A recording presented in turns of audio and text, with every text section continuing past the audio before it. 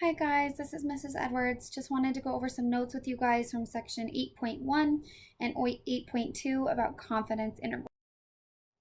So as you're going through this, if you guys would just take notes in a notebook, and then I have learning target notes for you at the end that if you don't have a printer, you can just copy them down in a notebook, that's fine. If you want them in the packet, I posted that in the folder on Schoology, so you could print that off and put them in there as well.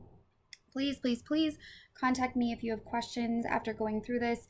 I know this is new and this is super hard to learn this way, so if you have questions, feel free to email me. We can set up a time to meet on Microsoft Teams and have a video chat, or we can email back and forth and try to get you some help. I do miss you guys, and I hope that you're hanging in there at home. All right, so inference, that's what we looked at in chapter 7. And the idea is we're trying to get our best guess of what the true population parameter is. So if we're talking about means, we might be using our sample mean x bar to help us estimate mu, or percentages wise, we might be using our sample proportion p hat to estimate our population proportion rho. That's what the point estimate is our best guess so far. So for means, that's going to be x bar. And for proportions, that's going to be p hat. It's just our best guess at this point in time.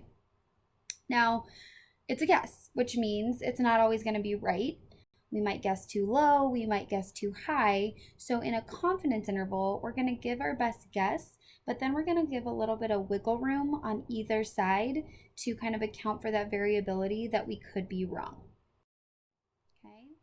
So here's an example, and we're going to use this example situation to kind of walk through the rest of these notes.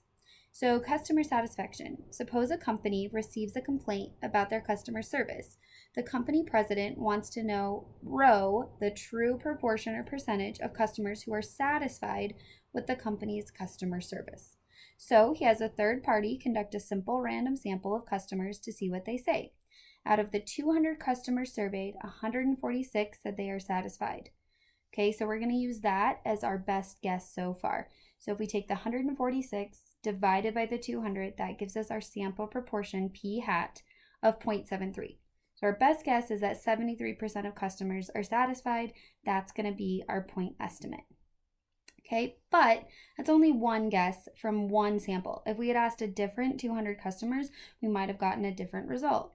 So we're going to add in some wiggle room to that 0.73 to make sure that we account for if we had asked different people or if our guess is off by a little bit. And that wiggle room on either side is what we call the margin of error, or the MOE. All right, so a confidence interval is our best guess so far plus or minus that wiggle room on either side. So for us, that's p hat plus or minus how much error we're going to allow on either side.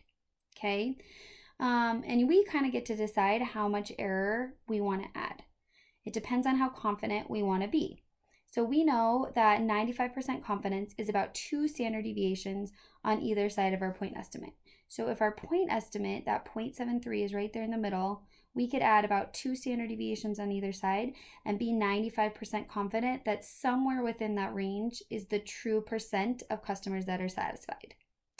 If we want to be 99% confident in our answer, then we could go out a little further. We could go 2.5 standard deviations on either side. So we're adding in more wiggle room, but we're also adding in more error. So our confidence level goes up, but we've also introduced more wrong answers.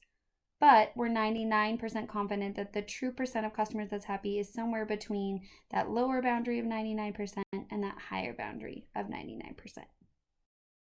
Okay. With the different confidence levels come what are called critical values. They're your Z star. Think of it like the Z score we learned about in chapter 2. Okay, so 95% confidence is about 2 standard deviations. The actual specific amount is 1.96 standard deviations. If we do 90%, it's 1.645 standard deviations. And if we do 99%, it's 2.576 standard deviations. So we're going to use those Z stars or critical values to help us figure out how much error to add on either side of our guess. Okay, and we're going to do that with this 4-step process that we're always going to use for confidence intervals. So the 4-step process is state, plan, do, conclude. So first we're going to state the parameter and the confidence level we want. Then we're going to plan which type of confidence or interval we're going to do and check the appropriate conditions. Then we're going to actually do the math, and then we're going to write our sentence in the conclusion. Okay? That's what's going to happen. So our first step is we are going to state the parameter. So in this case, we want to know the true proportion of companies, the customers who are satisfied with customer service at a 95% confidence level. Our plan, because this is about proportions, we're going to do a confidence interval for P, or row. There's 3 things we have to check. First, that it's random. Yeah, they told us it was an SRS, so we know it's a random sample. Second, that 10% condition. Well, there were 200 customers in the survey, so 200 times 10 is 2,000. There should be at least 2,000 customers in the population, so we're good. And then we always have to check if it's normal. So just like in Chapter 7, we check our large counts condition. N times P should be bigger than 10, and N times 1 minus P should be bigger than 10. So 200 is my N, 0.73 is my P hat, so that multiplied together is 146, which is definitely bigger than 10. And 200 times 1 minus 0.73 is also larger than 10 of 54. So because both of those work, it is approximately normal. Step 3. So we're going to follow this formula of point estimate plus or minus margin of error to find our confidence interval. And the specific formula for percentages is P hat plus or minus Z star times the standard deviation of the sample percentage. So 0.73 was our P hat, so I'm going to plug that in all 3 places I see the P hat. Because we wanted a 95% confidence interval, we're going to use 1.96 as that Z star critical value, and then 200 was my sample size, so I'm plugging that in for N. So you're going to want to do the standard deviation part first, so the part under the square root. Then you'll multiply by 1.96. And then you'll take that 0.73 and add 0.0615 or 0.73 minus 0.0615. We always list it low to high. So our answer is 0.6685 to 0.7915. Once we have that answer, we're just going to write our sentence. So we are 95% confident that the interval from 0.6685 to 0.7915 contains the true proportion of customers who are satisfied with this company's customer service. So about 67% to about 79% is what we think are truly happy. Okay, so that was the 4-step process. A couple notes on the margin of error. That's that wiggle room we add to each side. There is that trade-off between margin of error and level of confidence. So the more confident we become, the more error we let in, because the longer that little piece is getting on either side. So if we increase our confidence, we're also allowing more error or increasing the margin of error. So that margin of error gets larger as our Z star gets larger. Our margin of error also shrinks as our standard deviation gets smaller. Okay, and here's a really important one. The margin of error gets smaller when our sample gets larger. Remember, larger samples are always better. So if I sample a larger group of people, I'm going to have less error in my results, so my margin of error will get smaller. Whenever you're done on that last step, you're going to use one of these 2 sentence stems to interpret your confidence interval. So that top sentence stem is about that 4th step of the 4-step process of interpreting the results you get. And then interpreting the confidence level, this bottom sentence stem, that's about the percent of confidence we use. So 95 or 99 or 90, whatever percent of confidence we use, that sentence stem is about understanding or interpreting what that percentage means. And that's what we looked into with that applet last week. Okay, one thing I've got to say about this, confidence intervals are cool. They work really well. They use them all the time in all kinds of businesses, but they can't fix a bad study. So if you had a bad study, like you asked people in a bad way, you had undercoverage, response bias, any other type of bias, wording of the question bias, and you get bad data, then you're going to have a bad guess. And it doesn't matter how much error you add to that bad guess, it's still going to be a bad interval.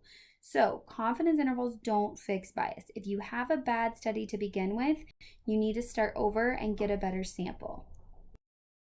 Okay, Here's some learning targets to add to your notes. So just hit pause and write these down and then click next or hit go when you're ready to go to the next slide. All right, guys, here's some more learning targets for you to write down. So just hit pause, write these down in your notes or your learning targets, and then go ahead and hit start when you're ready to go to the next slide. All right, so if you feel like you're ready to go, you understand it, you don't need anything else, you can go ahead and stop this video, go to Schoology and do the 8.2 practice. If you feel like you want a little bit more, here's one more example to walk through the whole process. So, Sleep Awareness Week begins in the spring with the release of the National Sleep Foundation's annual poll of U.S. sleep habits and ends with the beginning of daylight savings time when most people lose an hour of sleep. In the Foundation's random sample of 1,029 U.S. adults, 48% reported that often or always get enough sleep during the last 7 nights. So, step 1, state. What do we want to know? Well, we want to know P, the true proportion of U.S. adults who often or always get enough sleep. And this time we're going to do a 90% confidence level. The problem will almost always tell you what percent of confidence to do. Step 2, because this is about percentages, we're going to do a confidence interval for row or percents. The conditions, was it random? Yep, they told us it was a random sample. 10% condition. Well, if we take that 1,029 times 10, I get 10,290 U.S. adults. There's definitely that many people in the U.S., so we're good. And then approximately normal, I'm checking n times p is greater than 10 and n times 1 minus p is greater than 10. So 1029 times 0.48 is 493.92. That's definitely larger than 10. And 1029 times 1 minus 0.48, that's 535.08, which is definitely larger than 10 as well. So we are approximately normal. We can move forward. Step 3, we're going to fill in the pieces of our formula. So I'm filling in 0.48 everywhere I see the p hat as my point estimate. Because we're doing 90% confidence, I'm doing that 1.645 as my critical value. And my sample size this time was 1029. So I'm going to do the standard deviation part first. Multiply by that critical value, that gives me 0.0156. So my point estimate plus that gives me 0.4956. My point estimate minus 0.0156 gives me my lower end 0.4644. So those are the results of your confidence interval. And step 4, we just write the sentence. We are 95% confident that the interval from 0.4644 to 0.4956 contains the true proportion of U.S. adults who often or always get enough sleep. So about 46 to 50% of U.S. adults. All right, time for you to go practice on Schoology 8.2, or please email me or Schoology message me or reach out if you need help. I'm happy to walk through some of these with you on a Teams meeting or back and forth through email. Hope you guys are doing well. Hang in there. Bye.